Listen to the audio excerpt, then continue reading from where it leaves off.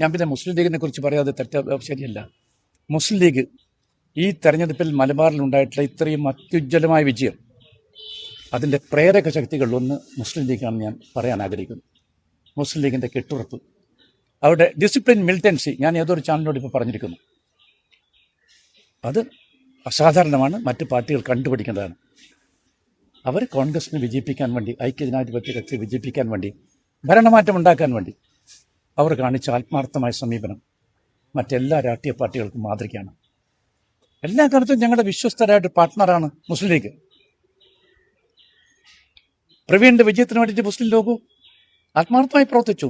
ഈ ജില്ലയിലെ വിജയം, അതുപോലെ തന്നെ മലബാറിൻ്റെ മുഴുവൻ വിജയം, മുസ്ലിം ലീഗ് എല്ലായിടത്തും അവരുടെ പ്രവർത്തകന്മാരുടെ പ്രവർത്തനം നിങ്ങൾക്ക് നേരിട്ട് ബോധ്യപ്പെടുകയുണ്ടായി.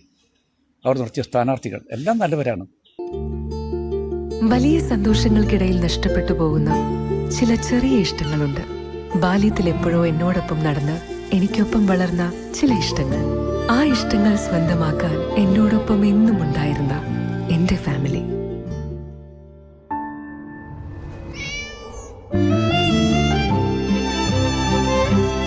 എന്റെ ഇഷ്ടങ്ങൾ എന്റെ ഫാമിലിക്ക് അറിയാം.